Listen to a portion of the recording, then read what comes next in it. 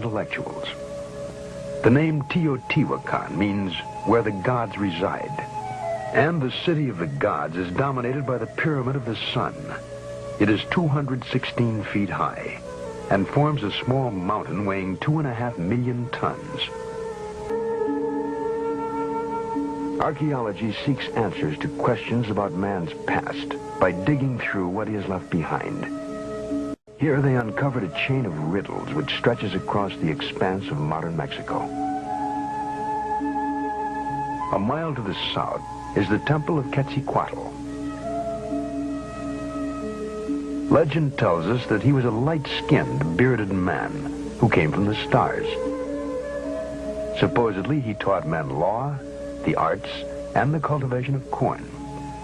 The head of a great feathered serpent represents the god Quetzalcoatl. When Quetzalcoatl finished his mission on Earth, he departed to his native star, promising to come back someday. It is a pervasive part of mythology that gods fly to the stars with a pledge to return. The strain runs through all folklore.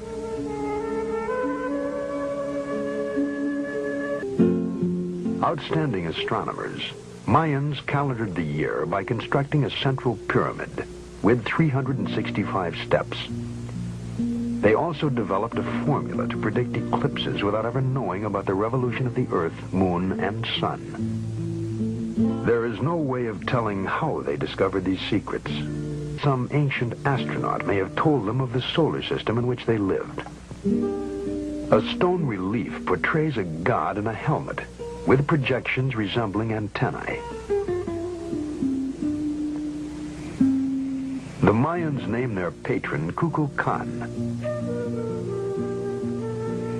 In every 6,000 years, the Mayan calendar is off by only one day. Such was the gift of Kukulkan.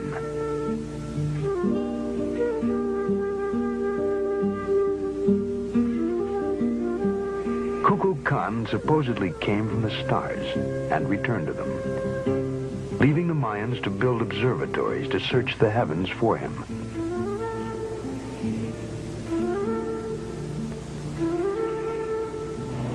Perhaps with our modern observatories and telescopes, we are still searching for Kukulkan and Quetzalcoatl, who deserted to ancient skies.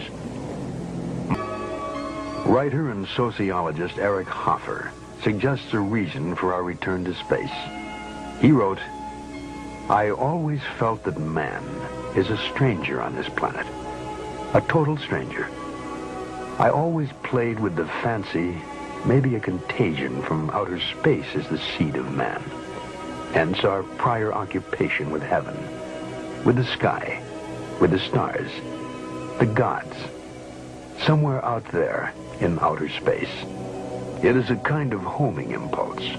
We are drawn to where we came from."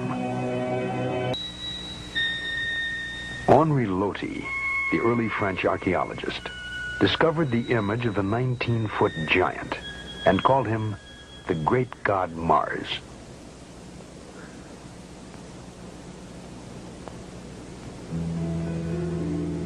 Across the Mediterranean, at Valcominica, near Brescia, Italy, rock paintings have tried to tell their story since before recorded time. They are portrayals of strange beings in bulky overalls. Their helmets seem to carry antennae. In their hands are clasped some manner of tool or weapon.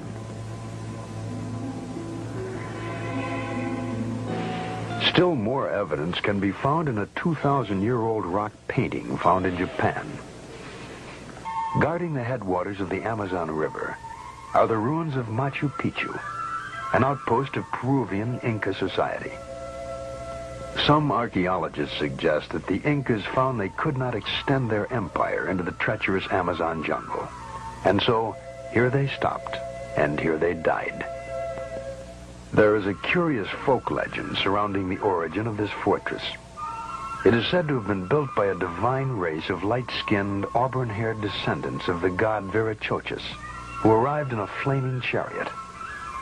Nothing remains of these supposed people, But the legend goes on to say that they abandoned their citadel and returned to the skies. They left only the ruins of their mountaintop city for us to wonder at.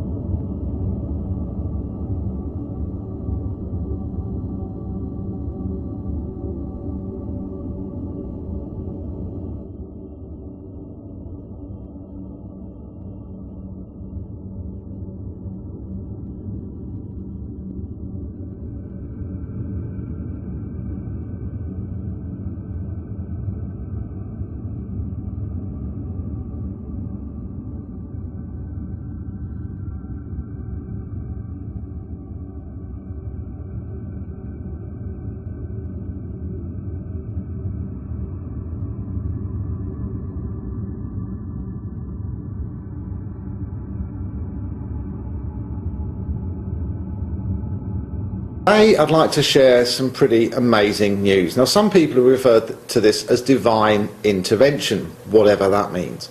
But something is not quite as it should be. Something has happened that defies the law of gravity, the law of physics, and all the known laws in this universe. Now, what were you doing on February the 18th, 2003? Now, I can't remember what I was doing on that day, but I do know what our world leaders were doing. They were hiding deep underground in a nuclear bunker, because on that day a comet passed through our solar system. And due to the size of this comet, all the experts thought that we were history, that the world was going to end on that day. Now, the unusual thing about this comet is its size. Now, if you know how our local solar system works and the different planets and the size, you'll know that Jupiter is the largest planet in our solar system. It's massive compared to the Earth. Now, this comet that passed through on the 18th of February 2003 was twice the size of Jupiter. And over a 2-day period, it came through our solar system and it didn't even cause a breeze. It headed straight for the sun. And in the footage I'm going to roll now, you can see from the top of the screen, as the comet comes down, the sun seems to be consciously aware that there is a potential collision course here. And it spits a sun flare straight at the object, which puts it off its course, throws it offline. And then the comet swings and drops down below the sun. It's almost as if the sun is consciously aware. And as it sees this incoming object, it sprays out a sun flare, a burst of plasma energy, which then just throws this huge comet off course. But as we roll this footage, you can see the sheer size of this object that's passed through our solar system. It passed directly in between the Sun and Mercury. With the gravitational pull this thing is exerting, it should have pulled Mercury into the Sun, but it didn't. Now, the tail on this comet was so long, it's as long as the distances between the Earth and the Sun, and as it came through our solar system, it passed Earth's atmosphere. And I don't know about you, but I don't remember seeing a particularly breezy, windy day on the 18th of February